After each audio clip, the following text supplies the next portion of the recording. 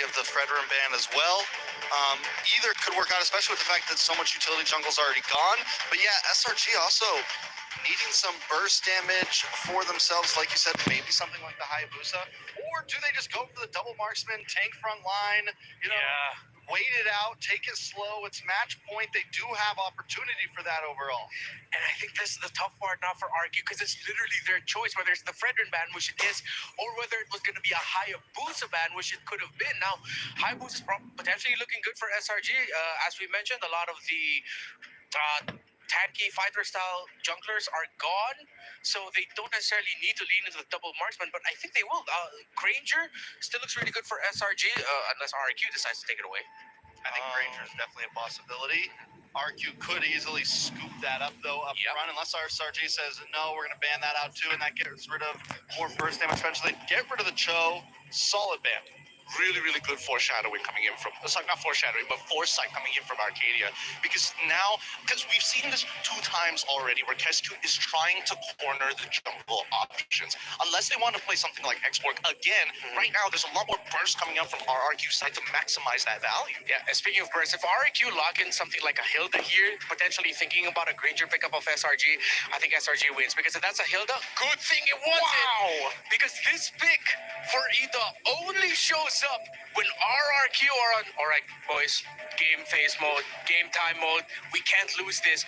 E-Doc's signature pick in the roam. This is so good. I was thinking whether or not they wanted to get the Gatot for themselves, at least then they have some form of counter-engage against the Kalia, but unfortunately, in this case, Tigreal works the exact same way, if not a little bit more precise with a scalpel rather than going for the big, heavy left hand. I wonder if we see something spicy here from SRG OG, something a little out of the norm. They've been able to surprise us with a few picks so far, and I think, yeah, we could keep it simple, go for like Hayabusa Granger, Moskov locked in. I am a little worried about, I'm kind of a little worried about Assassin up front, but also now with the Tigreal, Assassin isn't looking too bad, something that's not just going to get bullied around. There goes the Hayabusa. Last pick for RRQ, though. Did they just go for the Granger? Yeah, I think that might be their best bet. They need to even out the range. Yeah, they do lock in the Granger. Oh, RRQ brought out their big guns as E-Doc's Tigreal. But SRG's lineup could be very good as well. It's a 50-50 for me. Yeah, it's a really big 50-50. I think there are a lot of counterplay for each of the individual lanes, especially for the mid-duel. I think the problem is when it comes down to like first interactions, right? How is Little Wanderer going to go? How is the first turtle going to happen? Because we need to see E-Doc hit level 4. All right, will this be game number 5 or will it end here? RRQ and SRG, the fans in the arena, you need to show your love and make some noise for the teams you're supporting. Bring it on, Naisu, take us in. Thank you so much once again to the panel for breaking it down here in game number 4. Ladies and gentlemen, you heard it there. It's match point right now for SRG OG Esports as they move on forward. Or can we get to a game number 5 here? A maxed out series for this one. A trip, of course, to the semifinals ahead of them. RRQ is going to pull something up their sleeves. They brought out the Tigreal for E-Doc. Bring it up. Do you think this is right? I mean, we heard the sentiments from the panel. Yep. You know, it could come down to some big plays coming out here from RRQ.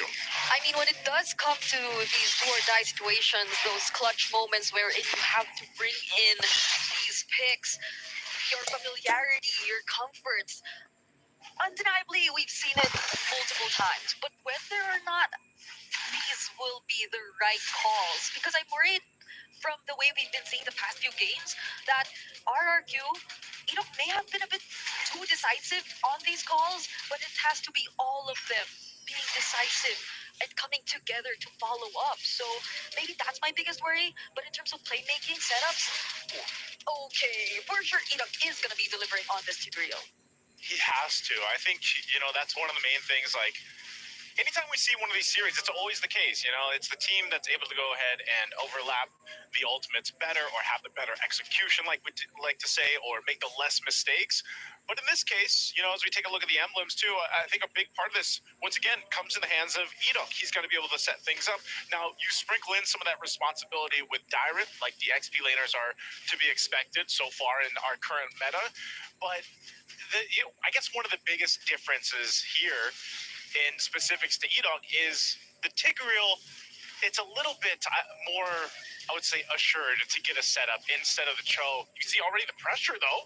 Oh, fortunately, Rins gets to reposition, so won't get taken out just yet. But the Phantom Execution gets delayed by a bit through that knockup. Still, everyone gets to survive, though. Maybe not Stormy if the last hit still connects, but they just get to force out the recalls, and I feel like that's already something massive for RRQ. Dyron literally going at it. Yume's forced to flicker. Better Dare Strike also committed by Rins. So they've done a really good job already, even without getting these kills. Here, Dyron's coming back. He's like, I have a flicker. I got to the Dark Wave. He goes anyway. I knew he was going to do it. He had the flicker available, and they get the call to come back. So RRQ goes in, gets a double for Dyron and the turtle. Okay, so they did not settle with just the recalls, with just the battle spells. They had to get the kills, because I feel like that's where RRQ literally gets activated, when they're able to just set the tempo and keep the pace. But now they seem to go after Toy. He has no way out of that storm, or Innocent gets very low, however, but now they're gonna play it safe. They're already happy with what they got there. That's the trade. It's a bit delayed, but that's the trade for SRG for now. Yeah, it's still the case here, you know, and like we've seen, hold on, mid lane, Rins gonna be in trouble, wings by wings, flaps on around, and will still be alive. Susan sees Stormy so low, but I don't think he's gonna be able to cover the ground. So this is the thing, you know, you have this trading going on. The big part of this is now Cram has to go against a 2-0 Phoveus, and like we've seen, Phoveus, even without kills, will usually be able to just kind of tank up 3 dudes, you know, 1v3 if he has to. This gives him a little bit of the advantage, but Cram on the glue is still relatively going to be fine, at least in the lane. Yeah. But once these next objective fights break out, that's where, you know, it's going to be kind of important that Cram is able to go ahead and utilize the glue against Dyron's Phoveus here. Yeah. But also, it's just the case. Look at the damage already on Innocent. Cancelled by the knockup from the title strike, though, but the Phantom Execution just in time. Sutsujin gets to land it on Innocent, now looking after Stormy. Doesn't land the 4 rows, though. But still, that's a lot. They got the kill on Innocent and Yumes.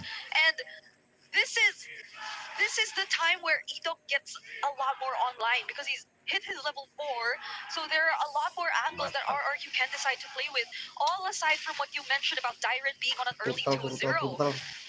We don't even know what item he's going for first. We don't, but look at this, the fight for the turtle. Suzujin proven that he can play the assassins as well, of course. Turtle secured, a second one in the hands of RRQ. SRG might have a kill on the board, but other than that play they made on Toy earlier on, they haven't been able to really do anything. RRQ is playing into the composition that they have. This is always the case with a Pharsa. Pharsa's damage is just pretty tough to deal with when you're getting set up in the mid lane, especially around this. They're going to go with the implosion in the setup.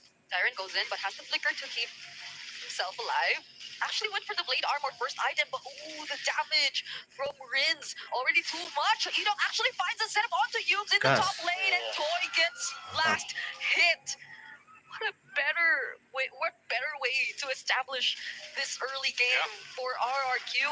Toy gets involved, gets some kills, and they've been very clean in terms of whoever they decide to go for in terms of setup so far. He just got the Sky Piercer as well, so, you know, unfortunately he didn't have earlier before he gets skills, but now he's got it, and things for RRQ are going to go ahead and set things up. This is why the positioning for the roamers are imperative. You can see Edok right now playing the patient game. He's going to go ahead, gives the information, implosion, traction pulse is already going to be used, and Edok is waiting for that ultimate to be available. It should be up soon. He's going to conceal anyway. Sacred Hammer finds Cram, forces out the flicker, and they still get to hand over that purple buff to Sutsujin regardless. So now he's 1 level ahead of Sekai's. Not looking too good, because it seems like RRQ, they're just so in sync right now. They're covered. Look at where Edok positions himself. One push after another. He's like, okay, I didn't have the implosion earlier on. I have it now. You know, so he went in with Sacred Hammer. That was fine. Didn't get anything. But ultimately, they're playing around this last turtle of the game. The turret in the bottom does go down. Traction pulse going to be used again, but tanky enough to deal with this. they might try to go ahead and just set up for the turtle, just focus on that. Everybody from RRQ is here. Sky's, I don't think he's at the time, so that's 3 for 3 objectives now for RRQ. At least for SRG, they go and put a push on that tier 1 turret. That's about the best that Innocent can do, at least for now. Oh. But the eyes are set here for the tier 1 in the mid. Yep. Fumes can potentially go in if he finds an angle, but he will be respecting RRQ for now. Innocent goes in with the SOD just to join his other teammates as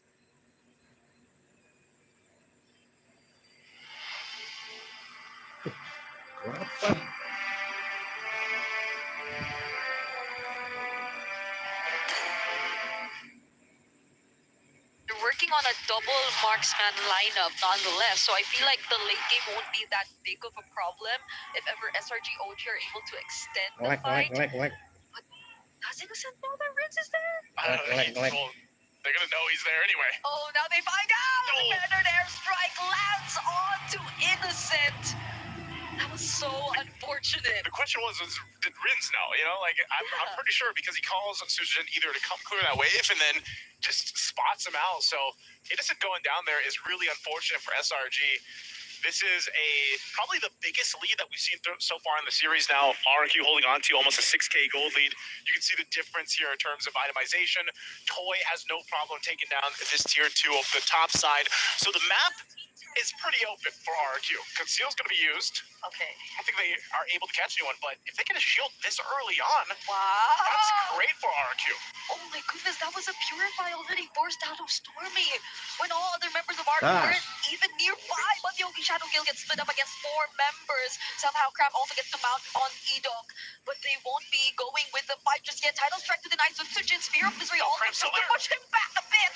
But look at the damage and the sustain coming in from RRQ. Now Innocent next on the chopping block. That's 3 members of SRG just deleted. Even when we thought they could actually find a way to fight back. Such a clean game right now from RRQ. Sakai's in trouble, forced off with the Feathered Airstrike, and this is an early base turret being knocked down from RRQ. SRG can't do anything but watch as the base turret falls, and meanwhile, the Lord has been worked on and secured by Sutsujin. And this is going to be a big play now for RRQ to march into a base that is vulnerable for SRG. When you said they secured the Lord, I had to check if Innocent had an SOD because of like the amount of times it happened. But yeah, I mean, there have been so many resources burned out here by SRG just to push back the members of RRQ, just to force them to walk away. And I mean, they did successfully do so, especially in terms of trying to at least push Edok away, but that didn't stop Dyron, that didn't stop the other members, but that's a Tsunami Slam already committed onto Edok. Won't be able to cast a setup just yet, but look at how Ritz positions himself with the Feathered Airstrike. So Sujin goes in with the fast execution, finds the kill on Stormy, there's another bad one coming in from Yums, but look at the Rhapsodies from Toy, now isolating Skies and gets a double on the Ranger. A great initiation, a great sandwich play under the tier 2. RRQ balloons himself to an 11,000 gold lead. Can they end the game here? It seems like the kingdom is only after one thing. Sutsujin gets the kill on Innocent, Rin's great positioning just to clear the waves, and they will deliver indeed. We are heading into a game number 5. RRQ felt the presence of the Red Giants at the walls, and they came out just swinging in this game 4. Absolute perfection of a game for them. A massive lead, the cleanest we've seen so far in the series. And it brings it down to now, really, what are we going to expect for game 5? There was no answer here for the pressure that was put on from RRQ in general. And we got to see a very great performance as well from Sutsujin and just the squad to be able to make this Lancelot work, to make this composition work. Again, the Farsa proving how much of a threat it can be for a lot of this. But again, it comes down to, that early start. These XP laners, I'm telling you, if they get an early lead, if they are built up, they are allowed to put so much pressure on early team fights, and then the team follows through from that. So again, amazing game 4, very one-sided for RRQ. Let's throw it over to the panel to see what they have to say. pretty much went as much as we expected, though 50-50 were our vibes after the draft. At the end of the day, RRQ with one great rotation bot side to start things off with 2 kills on the board for them, completely broke the rotation and map presence that SRG needed from their glue, and we are going to a game number 5. Gentlemen, how are you feeling about that? I'm feeling excited about it. I think it's amazing. I was a little worried after SRGOG got to match point. I thought for sure we were only going to see game 4, but RRQ puts on their big boy pants, they strap up, and they come in and take another win. Oh yeah, Sutsujin played a phenomenal early game. I think because of him, they basically won by the 3rd minute, right? We saw that double kill that happened down by bot side. The fact that we didn't see Stormy hit level 4 on time, the fact that we also saw the punishment of Cram losing out on 2 waves because of that dragged out death, really good read coming in from Rins. They took the risk of taking damage for the side of Rins as well as Sutsujin, and I think they won that coin flip. Yeah, and I think with that, SRG taking some of those losses early on, I think it was one of the first highlights we saw in the mid lane. Yums went for that tsunami slam, and I think maybe they overestimated their strength a little too early on there. They were unable to get the kill on IDOC. They were unable to do certain things, and that's what you kind of pay the price for. Yes, the Kimmy is amazing mid laner, but early game, the damage isn't always there, and I think SRG maybe should have waited it out a little bit longer. Yeah, and it would be their EXP laner is losing lane. Glue has a better map presence compared to, or excuse me, the Focus has a better map presence compared to the Glue. Sekai's jungle keeps getting invaded. The raw damage early on, much better for RRQ. They just played this to their draft strengths. That's the thing. I feel like, honestly, I think that SRG had a chance if everything went even up until mid-game. But because of that double kill down by the bottom side, pre-level 4, it spiraled so far out of control for the side of SRG, allowing RRQ to basically do whatever they want, right? It's the base rule of capitalism of the rich get richer, the poor get poorer. I got to point something else out. Last year, Rins, game number 4 on a Farza, came up short. Yeah. Game number 4, MSC 2025, he is the carry, most damage dealt on the way to redeem himself. That's poetry right there. Yeah, he couldn't have written it any better way. The fact that happened for him, so I feel like he's already gotten his redemption. But for him, redemption doesn't come until they get that win over SRG. And now I think moving forward, SRG are going to be looking at Rins and what he ends up with in the mid lane, and most importantly, what Cram ends up with. As good as the Glue was on paper, it just didn't give the presence that they needed. Again, you also have to credit RRQ for what you mentioned, to be that really great rotation early on. I mean, the brass tax was already paid, and it costed them everything. They could not break out of that poverty line for so long in the match, and you can tell because of the items that they had, they could basically kind of walk around and do whatever they want, right? I will stat check you each and every time unless I make a significant mistake, but it's really hard because we saw the snowball of Dyrin, I get a lead, and therefore I will protect Rins. Rins gets his lead, now both of us will go down to Toy. Now Toy's protected by 2 people, now everybody's having a good time. So I got a question. Do we think like the 2 most important lanes right now, the 2 most important positions right now to focus on in draft are mid lane and EXP? Yeah, Is that what I'm on board with that? I'm on that. I think red side, best side right now. Red side, best side, because the It's tied though.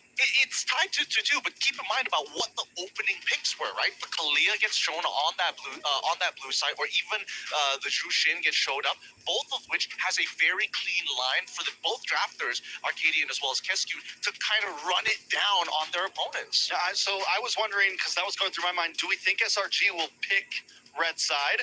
They were able to win that one blue side game with kind of the cheeky draft that they pulled off, those 2 bans, kind of really catching RQ off guard. Is that plan spent now? And are they forced back to, because normally it's not so even. Normally it's not a 50-50 on red or blue side, and that makes this last game even harder in terms of draft. Yeah, I think this is where we can marry your 2 opinions here, where yes, for me, it's XP lane, mid lane trade as your prio, but definitely SRG needs to pick red side here, heading into this game number 5. They do have that choice. Hopefully they do pick up that choice, because if they go for the same priorities again, similar to game number 4, there's not a lot of wiggle room in what you could adjust. Even let's say hypothetically, you put the Fredrin first phase instead of the glue, so it's paired up with the Kimi Kalea. Yeah, you have a solid connection already at the center of the map, but then what does Cram end up with? And RRQ haven't been shy with making sure that Cram ends up with a hero that does much better things for RRQ than it does for SRG. I have to agree with that, which is why the pocket picks need to start coming out, right? I think that Turizla needs to be a serious consideration now that both, again, we've seen the Phobias happen a couple of times, but more importantly, the CC has been banned out consistently in the first phase. I would say also for SRG, one of their, so far we've seen some of their greatest pocket picks is in their jungle. We saw that export come out, and I think if they slot up, I'm wondering if maybe the pocket pick should be elsewhere other than EXP, and maybe make sure they get a decent EXP and Mage-in early on, and then let your flexibility be around marksman, be around jungle, be elsewhere on the map. Because after that export game, it feels like Sakai's can literally pretty much pick about whatever they want and be able to win a game. I think outside of the usual Farsas, Jusins, and Kimmies that we've been seeing really have a great time ever since the group stage here at MSC, these two teams are going to have to consider heroes such as like the Valentina and Faramis coming back as options, especially the Faramis. We've seen a couple of games, even in wildcards, where Faramis comes in big for a team that their opponents didn't expect it to come out. Suddenly, they're so aggressive in the early because they know they can play around the Nether Realm, and then the opposing team gets rattled. Maybe that's something these two teams might want to consider and lean into heading into game number 5. Are there any picks that you're looking for? You said you're looking for the Turizla. Is there a specific pick that you're looking for here, Trex? Let me see that Lu Yi. Oh. I mean, it's always a possibility, right? Yeah. Like just because of the utility you get from it. But I think in current meta, stationary mages are hard to pull off. ZTN gets the pass mainly because of the passive, because of the ability to kite with her skills a little bit. But overall, a lot of mages that don't have flickers, don't have big movement, are a danger to their team, you know? I mean, let's look back at the picks that we know notably for both of these sides have proven to work. Lancelot, still a huge problem for either side, no matter who picks it up. I mean, we've seen that the Hayabusa is kind of meh, but Yishin Shin, also a very large problem. We've seen that within the first phase of both sides, 1-1 consistently gets banned out. We've seen, I would say arguably, the Farsa should be considered a part of that ban as well, if not at least the Kalia, one or the other. Oh, okay, a lot of potential trades can come out here. We've mentioned some of the surprise picks to come out. Now, all momentum is on the side of RRQ that SRG really needs to dig deep and pull something out here. Do they go for assassins? I know we consider the Lancelot, but should they try to find a way to force RRQ to play back into just playing utility, playing a slower game? That there are times where we've seen SRG do play well around that as well, because Sakai's can afford to be aggressive while at the same time not dying as much.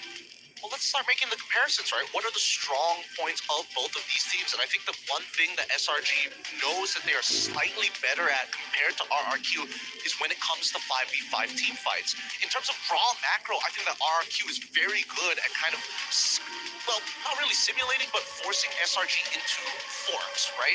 No matter what decision, you're going to lose something. For me, I don't know. I think both teams bringing it to the land, into the land of Dawn. I think a lot of it's going to come down to draft. I think it's going to happen before the game. I think SRG, one of their strong points is their versatility, their ability to kind of play a little outside of the box, be willing to draft things that other teams might not risk and make it work. Whereas RRQ, one of their strengths still is we can keep it simple and we know how to hammer that simplicity in very, very well. You give us a straightforward draft with strong picks and we are going to win the game with it. Seems like the more we discuss this, if anyone's going to be showing up any surprise picks, might be on the side of SRG, as we see the RRQ fans in the arena just dancing on and cheering on their team. What's your command? All right, There we go. For a moment there, I was trying to process it. Wait a minute. Did we just go back in time, or no? We're finally in the draft. All right. Game number 5. SRG takes red side. That's what I'm hoping for. That's what I was always looking for. Coach Arcadia knows what he's doing. And I think now that they've kind of played that mental chess game between Arcadia and as well as KSQ, they understand the power picks. I don't think RQ is going to change from their pattern in terms of bans, especially for the first two. Fanny's definitely going to go. So here's the question for RQ. Do you ban out the Farza and look for the Jushin up front? If they still want to hunker down into that Jushin first pick blue side, I think they definitely ban out the Farza. We've seen them ban out the CC as well on the blue side, not wanting to let Cram get it on the swing back. I think it's something we could see pop up. YSS though Jangan getting banned lepaskan out from Parsa. SRG. Yeah, I think SRG needs to reconsider. Oh, they take away the CC. Good respect there. I think I want to see Yums end up not with the Kalea, but something along the lines of a Badang, Gata Kacha, something that can break the tempo of RRQ to force out dashes, to put them in awkward spots where maybe they dash in the wrong position. Because if RRQ can fight comfortably, as we saw in game number 4, they're just unstoppable. See, but that's the thing, right? Every single time we see Kalia let through, SRG is more than happy to either build their synergy around the Kalia pick, if not lean into something else. And I feel like the onus is on RRQ to get rid of it in the first place. I don't think they will. I think this is a key pattern that they want to take advantage of. We have seen though that RQ can deal with the Kalea a little bit. They were able to deal with the last game. I don't know if that's on the forefront of their mind right now, at least in terms of risk. There's ways to play around it. If they put something aggressive, they go for the Jushin ban first. So no, we want the Farza now. SRG now on the spot of, do we ban the Farza? Because if you don't, I got a feeling it's coming up front for RQ as the first side blue, for sure. Yeah, I'm not going to deny that, dude. I'm feeling the same way right now. Juicing ban right away just signals as if RQ's trying to say, no, we want the Farsa right here, the first pick. Even more so now, though, RQ will have to think about, okay, my suggestion. What if SRG decides to put up a Gata Kacha and Badang in the hands of Humes, or even for Crab, one of those two heroes? That makes the Farsa first side, first pick all the more questionable. You just get purified, man. Well, You just get purified. I mean, we did see the last game. I saw Even the heroes that counter her just seem to not do that much. I think the laning phase you get from There we go. first big Farza. You got to. I think right now I've been saying this for the past month or two. She is the mage right now for me in the mid lane. She belongs in the ban pool or something like this. Now, red side, Mantap. Kalea. Parsa dapat. I think they let go of Kalea. I think you go straight into Gatot here, and then you're looking for an immediate answer down by the goal lane, which I'm thinking is probably going to be Granger. Oh, talk Granger solo. Ranger Rush. I was thinking maybe a Moskov Rush. Well, either a Granger Rush or we immediately lean into Lancelot, right? Because again, you want to afflict what is going to be coming out from the side of RRQ side. The problem is that if you show Lancelot, it's almost guaranteed to be Phobius from RRQ. Good call. The one you said, Lance, I'm like, that's actually genius, because that's what RQ wants, I think, at this point. They do still have opportunity, though. They can still, because of what we know with utility, they can still pick up Fredrin here if they want. They have the burst damage behind it. Maybe they go for Ranger Fred here and just kind of solid up. They have their damage, and then they can fill out the rest after. Yeah, Granger Fred looks like two very powerful picks right now for RRQ. Do they lean into that? Sounded like a Granger. It's not a Fredrin. They go for the Phobius first, which might come back to bite them. Because SRG, if I'm SRG, I will be committing bans right away to Akai, Fredrin, take Susujin out of his comfort, put him in an assassin yet again. Does SRG pick up EXP, though, here before we see what happened last game where they get the glue or something against the Phobius? They need something that's going to do okay in lane against the Phobius, and with CC gone, it's like, what else do you have in the arsenal to really deal with that? See if SRG has it. They can go Akai XP for Crab. It becomes quite even in trade. Sometimes you could slightly beat it, but then you have the heavy spin to mess up the Phobius in the first place. I don't disagree. I think that Akai is okay, but Glue is always the go-to in this matchup. I think Cram has played like thousands of games of Glue into the Phobius every single time, and that's the risk that SRG is willing to take here, right? But this opens up a couple of possibilities. Now that we see what Toy is going to be playing, SRG, I think at this point are trying to figure out what is the mid pick that's going to be able to counter everything on the side of RRQ. And I think that's where we're going to see the flex pick. It might just be the Zitian all over again as a means, but we saw how game 1 went. It's a little risky. You mentioned the Valentina earlier. At least you get the feathered airstrike with that pick. Much earlier in this day, I mentioned something like the Novaria, something to at least have big range. Oh, yes. And at least poke. and at least not ever be in range of the Farza. It's not going to clear, it's not going to maybe rotate as fast, but at least you have range and you have that backline arsenal. Oh, they banned the Selena. Selena would have been another long-range great pick. Yeah, it's a really good prediction there by RRQ. That's really smart. That's really smart. That means he has to go even further down the list of potential things to pick. You need burst. That's the problem. You need a lot of burst to make sure this Kalia pick is not wasted, and you need divers to jump in the backline. So they've already figured out their divers, right? They have a pseudo burst coming in from that land slot, assuming he gets his first 2 items. But now the big issue is whether or not you have somebody that can either clean up the fight, which potentially either the flex picks coming up from the side, but specifically Innocent is Roger, or is he just going to double down and be like, all right, I'm going to play Claude again. That way I can kind of like cut down on the tanks and more importantly so kind of bypass the Feathered Airstrike. I think they could save gold for last pick. Aerothel's maybe a possibility, but they're I think RQ's on the same track as me of like they need a long range mage right now, something that can pop up. Kadita also still open, another pick that we've seen depending, but it's like who do they pick first here? That's the hard thing for me for SRG. It's who do we want to try to get the last counterplay as? I think RQ's just going to end up with an Akai again, and then that will force SRG to go Valentina just so that they have the heavy spin on their side as well. So in a way, it's them getting an Akai without having to pick an Akai. But then you don't have the range. You are going to be getting uncomfortably close to the members of RRQ. I think the call is on Innocent. Yep, there we go. Innocent will have to make the final call here because at the end of the day, Stormy understands that his role is to try to maximize his value. But with this Beatrix pick, it now comes to I must fight and I must execute well. Instant response. Joy and as well as the Gato to immediately look to punish this Beatrix. That is tough. RQ this time for my eyes does seem a little ahead in terms of just predicting how SRG is going to approach this. SRG last pick, still need a mage. Yeah, I think it has to be Valentina at this point. Not only can you get the Feathered Airstrike, you also get the ultimate of the Joy, as we've seen as one of the old responses to a Joy is to pick up the Electrifying Beats as well as a Valentina as your escape tool, sometimes as your engage tool.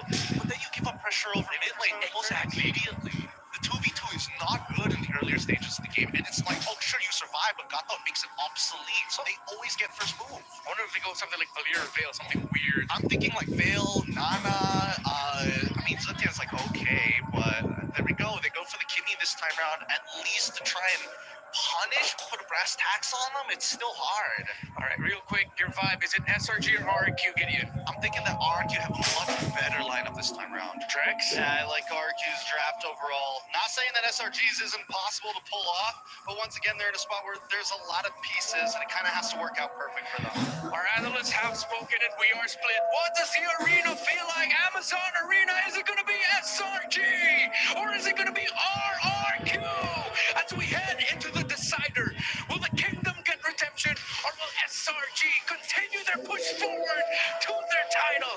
Bring it up, Naisu, let's go! Thank you so much once again to the panel here. Ladies and gentlemen, it's me, Naisu, and Brigida to bring you our final match for this series. It all comes down to this one game. It's been one heck of a series already, a back and forth and some one-sided games, but that can all go behind us as both teams focus on this last and final one. Brigida, it seems like they're all for RRQ. What do you think here? Who's got the better lineup for this game clock?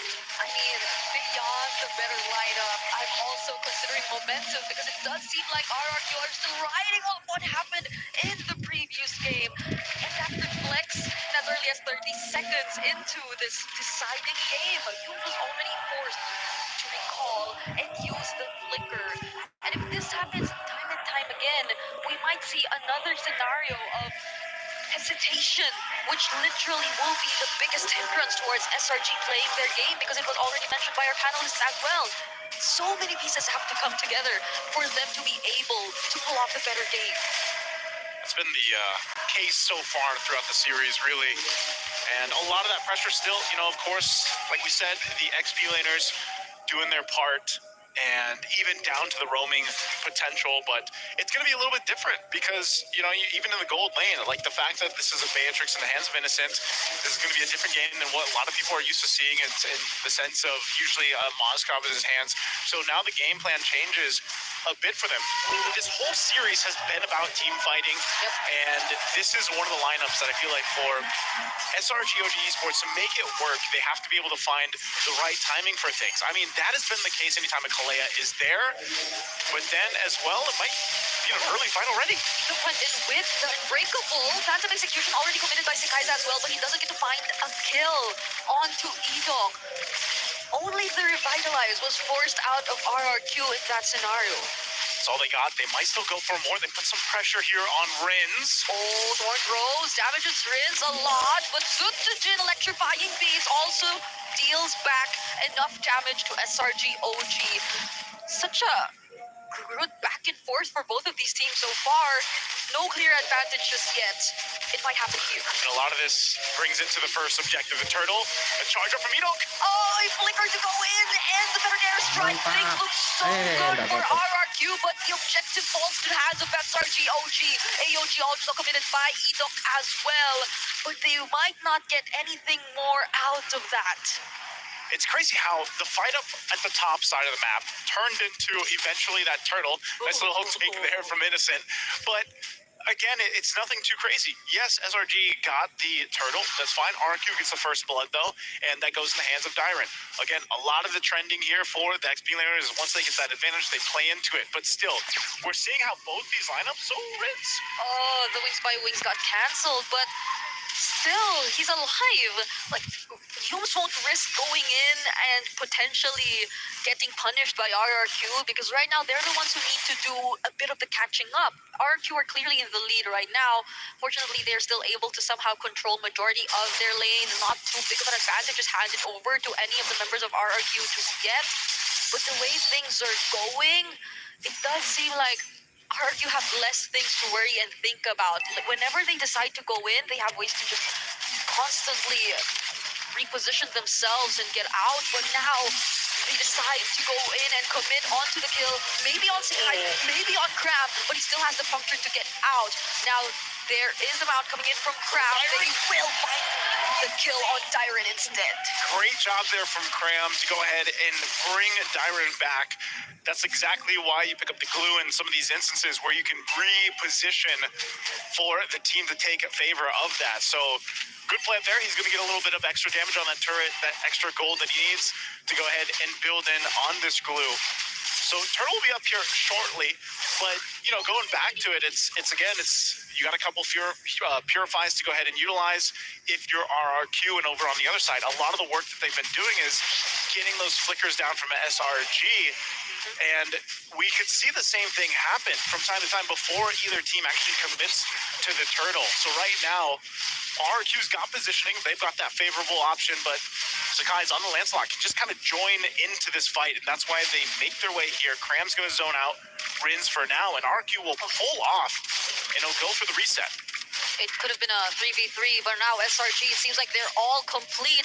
Phantom Execution already committed. They just a slight reset, but still Sakai's gets the last hit. There's a penetration coming from Innocent as well, and they get to burst down Siren. They have to walk away. They already lost a member. Now SRG, this is where it works for them, and Innocent getting that kill. Massive, already granting him the early Blade of Despair. Yep, good for him. He rotated on up. And I thought both gold laners would actually join that, but totally decided to do some extra damage to that mid turret. And the fact that the kill and the objective go over help Val. Oh no! Stormy! Such a well-coordinated attack from Sutsujin and Rins. The first hit from the veteran airstrike didn't land, so it wasn't an immediate stun, but Sutsujin was there either way to supply a bit more of damage. And now what Toy has been really trying to work on is finally handed over to RRQ. That's the first turn that's taken down in this game, and if RRQ are able to keep this up, this is way too similar to how they were able to establish that dominating lead in the previous game. Here we go, concealed fumes. He's going for it. Flicker title strike into the medic range for Tyrant, gets bursted down once again. The Galea Beatrix combo has been working too well for SRG so far in terms of getting the pickoffs, even in the tankiest heroes. But now Yums still trying to go for it. Toy will just try to damage that tier 2 turret a bit, but they might have to walk away now. These are 4 members of SRG OG who might try to go for the chase. Now they try to lock down onto Edok. Doesn't have a way out. No, actually has the AOG. Doesn't need a flicker or anything to just reposition out of there. Well, they want this turret.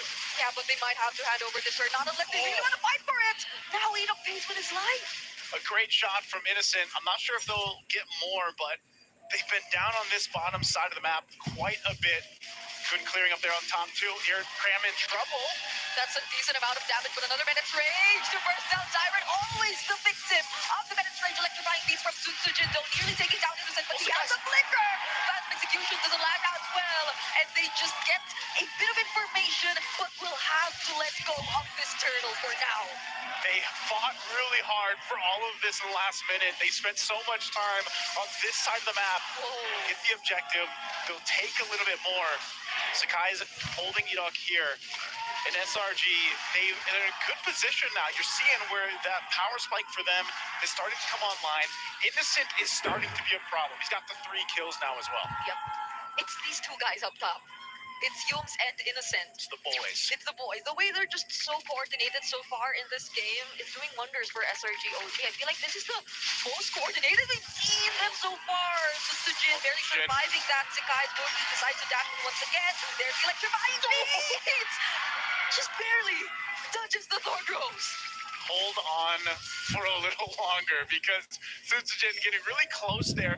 Endless battle now picked up for Sakai. So there's going to be a fight. Oh, Tsunami Slap coming onto Tyrant again, but has the flicker. Doesn't get to receive the Menace Rage this time, but again, Edok's brought back, but has the AOG to also get away. So SRG aren't able to convert that into a kill yet again, but Toy, decent amount of damage already coming in. Riz, wings by wings! Touches the Renner's apathy.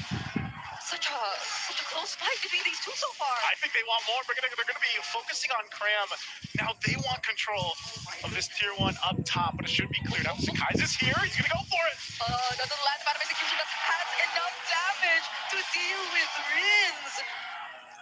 Okay, who would have thought? SRG, even despite the situation, they have other members to rely on to go for the surprise attacks. And so RRQ, they might have to consider that and not be too complacent in terms of grouping up together, in as much as that's how they really utilize the strengths of their lineup. Big item pickup here too for Cram. A Radiant Armor now available. Some of that magic resist going to play into the part. They're going to go for the slam. Edok gets the target once more here. Receives the Menace Rage once again and gets blasted by SRG OG. That's successful pickup for their team right as the Lord has spawned in the bottom lane. But if you look at majority of the other members or the teams, it's just pretty equal. It's mostly really on the EXP lane, which I feel SRG OG was really keen on trying to shut down. Back execution towards Prince and Tyrant, but Tyrant gets bursted down once again. Sutsujin goes in, but might just have to disengage. Innocent, he flickers in. He knew he had the damage. He knew he had it, but now they don't have a jungler. And right now, RRQ, even without Tyrant, they could go ahead, set things up for their favor. Unless SRG does something about it. AOG in the mid lane, Cram. AOG to the face. Doing a great job at surviving and sustaining, but Sutsujin might come from the side, try to burst down a couple members here from SRG OG. But now, Innocent with the Renner could only do so much. I feel like he just switched it a moment ago, so he couldn't dish out that much damage if he doesn't target it well enough. But he wasn't in the range of the Menace Rage. That saved Edok. Sutsujin looking for more, gonna go under the turret with the beats, under the tier 1, but stopped in his tracks. And it has been a back and forth, all of this, between both the teams. But the positioning now for this Lord here is RRQ. Yeah, I have to say the knockups coming in from Yums have been very, very crucial though. Either in looking for the targets to set up with a snap slap, or just to literally deny RRQ from chasing down the other members of SRG OG, similar to what happened with Sutsujin earlier right now. But there's the better airstrike, another 2-man knockup coming in. right, Toy, unfortunately, is the first to fall for RRQ. You do not want that. Susagen can still come in from that backside, but he's going to be stopped in his tracks. Cram will zone them out. It might come down to a retribution battle if they decide to go for it. Oh, Rins, will he cast his ultimate right now?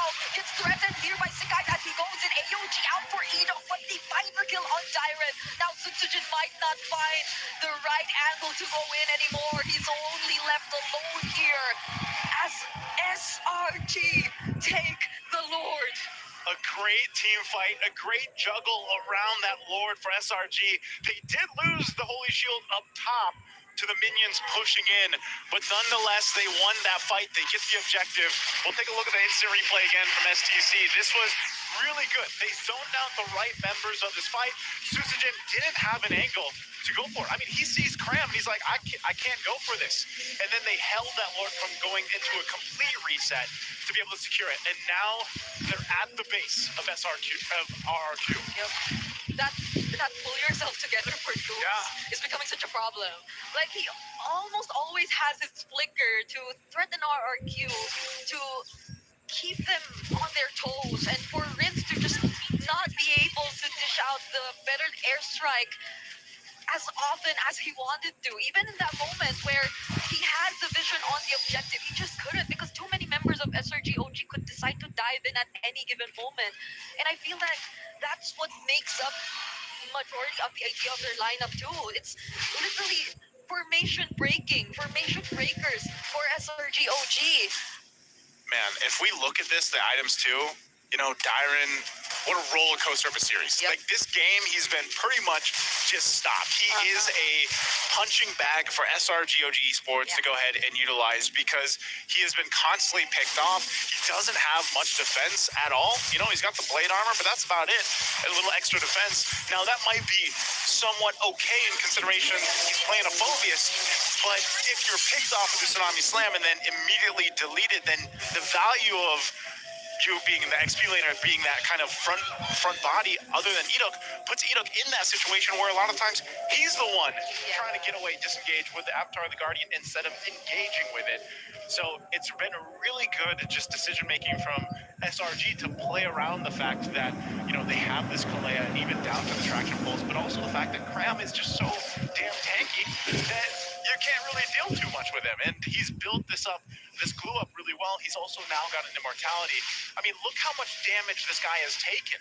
He can basically go 1v5 on the glue and be okay for the most part until RRQ gets to the point, itemization-wise, where they catch up. Now, how long is that?